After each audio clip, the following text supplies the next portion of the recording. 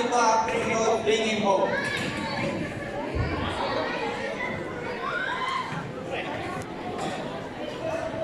One, two, three.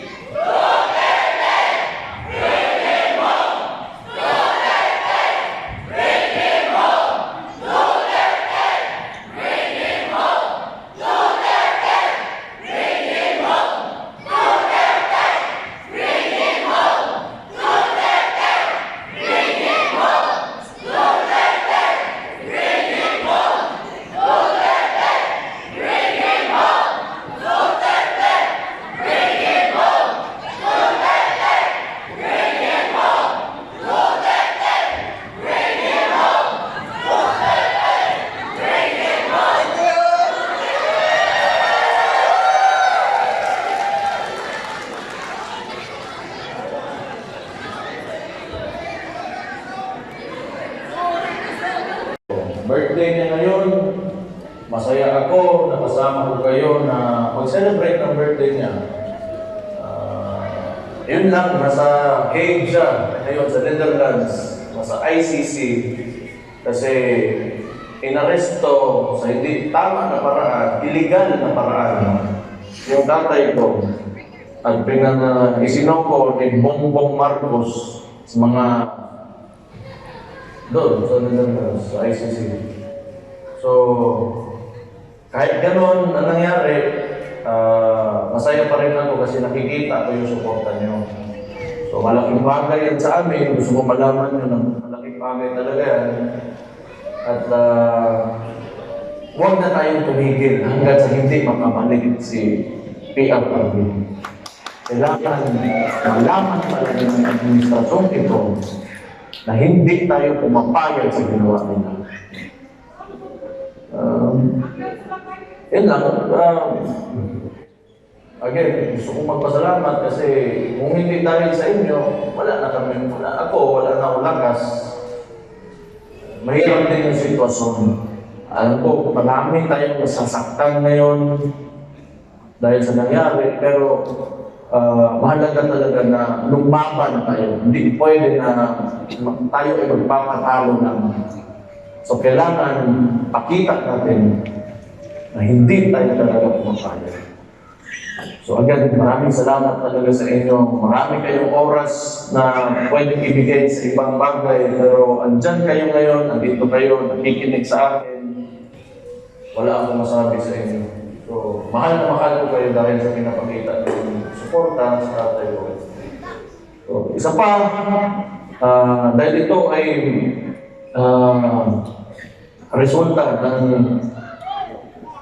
tingin ko na sobrahan ng politika ito si Marcos dahil tingin ko takot talaga sila na tumakbo yung kapatid ko sa 2028 kaya maraming mga movements o mga kilos sa politika lamang sa pamilya namin na ginagawa ng administrasyon. So, gusto ko lang dahil I want to take this opportunity na huwag natin kalimutan yung mga issue, yung sanggahan, pati yung sa PhilHealth ng mga pera na hindi nila masagot. At yung kung paano ginagamit ang ayuda ngayon para sa eleksyon. Yun ang mahalaga rin na hindi natin patuloy na i-question natin at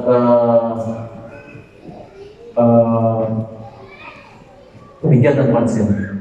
So, yun lang. Sa lahat ng kasama namin ngayon na nag-celebrate ng birthday ng tatay ko. Again, mahal na mahal ko kayo dahil alam ko mahal na mahal yung tatay ko. Malaking bagay yan sa amin. So, thank you very much and God bless you all and mabuhay kayong lahat ng Pilipino.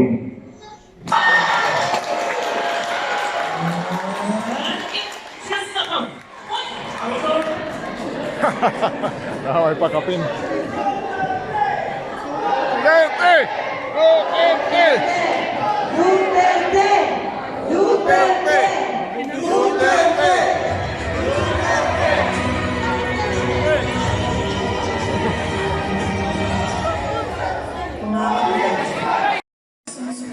At nagmamahal kay dating Pangulong Rodrigo Duterte sa mga kababayan natin sa Pilipinas, the Netherlands, at iba't ibang panig ng mundo, napakalaking bagay para kay Pangulong Duterte ang pagtitipon ninyo para sa kanyang pag-uwi at kaarawan.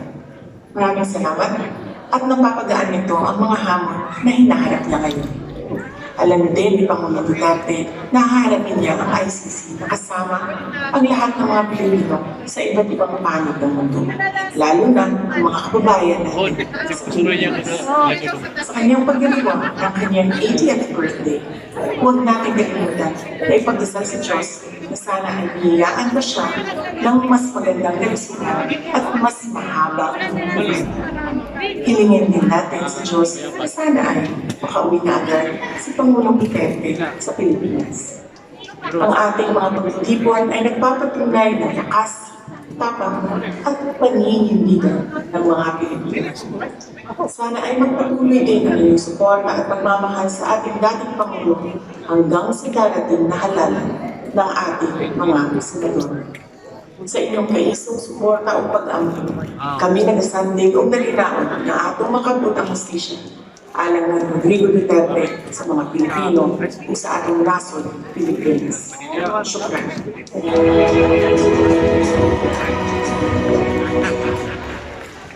Sa mga taigsunan kong Bisaya sa Pilipinas o sa tibok kalibutan, sa mga kababayan ko sa Pilipinas at sa buong mundo, Pakatan, Kataymanguran o Islam, maraming salamat po sa patuloy ninyong pagsuporta sa aming tatay na si Presidente Rudy Duterte. Maraming salamat din po sa pagsuporta niya sa pamilya namin. Alam natin na si Presidente Rudy ay nasa mahirap na kalagayan dahil sa kanyang edad. Isa lang po ang hinihiling ng pamilya ang patuloy niyong pagdasal para sa kanyang kalusugan. Maraming salamat po at tuloy po ang laban.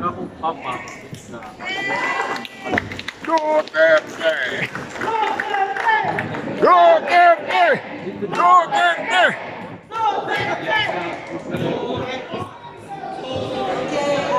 Before we have our group picture, I would just like to announce our total number of attendees for tonight, 422. Yay! And the total amount collected at 8:15, it was $720. So, sorry, for transparency, right? For transparency. This time check is brought to you by $730. Thank you. $730. Thank you for your donation. Thank you. And we have a group picture first. Can we all request you here in front for the group picture? Maybe sa mga seniors, bigyan natin sila, let's give them some chairs. Sa mga seniors, yung mga young ones, sa harap.